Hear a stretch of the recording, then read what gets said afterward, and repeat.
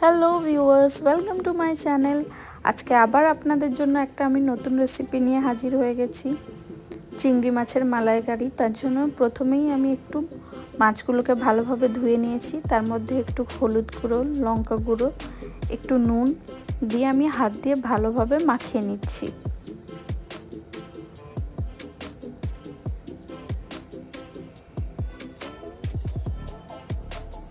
এভাবে ভালোভাবে মাছের মধ্যে ভালোভাবে মশলাটা মাখিয়ে নিতে হবে। তারপরেই আমি মশলাটা তৈরি করে নিচ্ছি। একটা নারকেল আমি কুচি কুচি করে কেটে নিয়েছি, তারপরে এটাকে ব্লেন্ড করে নিয়েছি।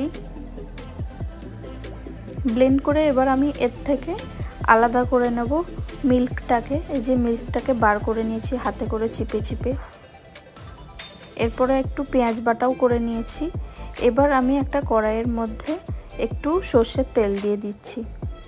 সর্ষের তেলটা যখন ভালোভাবে গরম হয়ে যাবে, এর মধ্যে মাছগুলো একে একে দিয়ে আমি ভেজে নেব।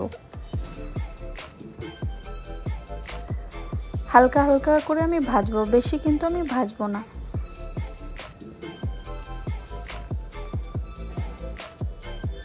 মাছের তেলগুলো যখন বুঝতে পারবে যে ভালো করে লাল হয়ে গেছে, তখন কিন্তু উল্টে দিতে হবে। এই যে আমি উল্টে দিলাম।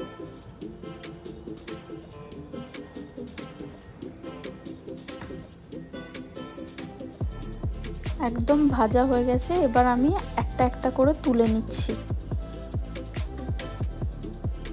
এরপর ওই তেলের মধ্যেই আমি দিয়ে দিচ্ছি একটু তেজপাতা, এলাচ, লবঙ্গ আর একটু দারচিনি আর একটু কাঁচা লঙ্কা। এর মধ্যে আমি দিয়ে দিচ্ছি পেঁয়াজ বাটাটা। এবার ভালোভাবে এটাকে মিক্স করে নিচ্ছি। হালকা হালকা করে ভেজে নেব পেঁয়াজটাকে এই তেলের মধ্যে।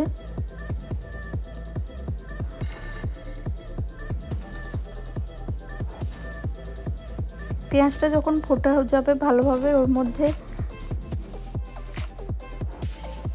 এর মধ্যে আমি নারকেলের দুধটাও দিয়ে দিচ্ছি। দিয়ে ভালোভাবে মাখো মাখো করে আমি কষিয়ে নেব। আর এটা যত বেশি ভালোভাবে কষানো হবে, তত কিন্তু ভালো হবে, টেস্টি হবে রান্নাটা। এর মধ্যে যখন কষানো হয়ে গেছে, একটু একটু করে আমি মশলা দিয়ে দিচ্ছি পরিমাণ মতো, কারণ মাছের মধ্যে আগে থেকেই আমার মশলা মাখানো রয়েছে। একটু নুন, লঙ্কা, হলুদ আর একটু জিরে গুঁড়ো দিয়ে মাখিয়ে আবার আমি ভালোভাবে কষিয়ে নিচ্ছি একটু জল দিয়ে।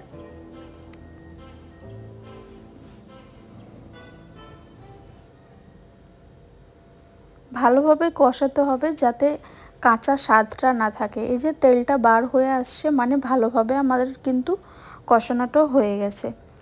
যখন এরকম ফুটে উঠবে, তখন একটা একটা করে মাছগুলো কিন্তু দিয়ে দিতে হবে।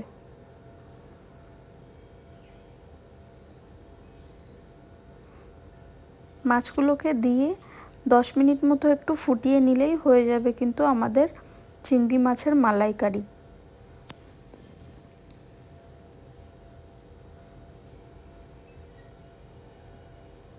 এর উপর যখন হয়ে যাবে, ভাজা একটু জিরে গুঁড়ো দিয়ে দিচ্ছি।